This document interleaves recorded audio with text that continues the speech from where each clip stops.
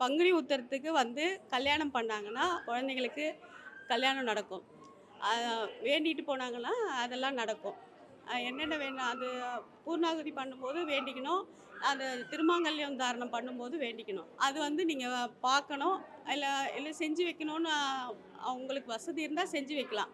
செஞ்சு வச்சா உங்களுக்கு வந்து உங்க பிள்ளைங்களுக்கோ, இல்ல உங்களுக்கோ, இல்ல சின்ன வயசு பசங்களுக்கோ கல்யாணம் நடக்கும். நெறைய பேர் வந்து ப்ளவுஸ் ஆகட்டும், தாலி பொட்டு இதெல்லாம் வச்சிருக்காங்க. நாங்க அதில வந்து வாங்கியும் இருக்கோம். ரொம்ப சக்தி வாய்ந்தவர் இதில. துர்க்கை அம்மாவும் ரொம்ப விசேஷமா இருக்கும். அதுவும் முருகன் பக்கத்தில இருக்கிறதுனால, அவங்களுக்கு ரொம்ப பவர் அதிகமா இருக்கு. வேண்டுதல் இந்த மாரி இந்த பங்குனி உத்திரம் பண்றாங்க இல்லைங்களா? இந்த கல்யாணத்துக்கு நம்மளால முடிஞ்சது இத நான் செய்யலாம். அது மாரி தைப்பூசம் செய்வாங்க. நம்மளால முடிஞ்சது ஏதோ அரிசி, பருப்பு நம்மளால முடிஞ்சது எந்த உதவி வேணாலும் செய்யலாம்.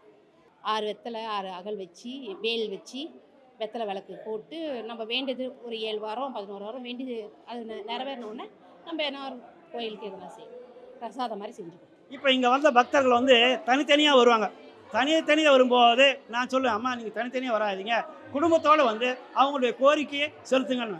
ஐயா எங்கள் வீட்டுக்காரர் வேலைக்கு போயிருக்காரு, வேலையிலேருந்து இது பண்ண முடியல, நான் என்ன செய்யணும்? நான் என்ன சொன்னேன், அப்படியா அவருடைய சட்டையை எடுத்துகிட்டு வந்து இடுப்பில் கட்டிங்க, அவர் வந்தா மாதிரி பகவான் நினச்சிவார் அப்படின்னு அதை செய்து அவங்க வந்து குடும்பத்தோடு வந்தாக்கா இன்னும் சிறப்பாக நிறைய அவர் வளர்ந்துருவார்.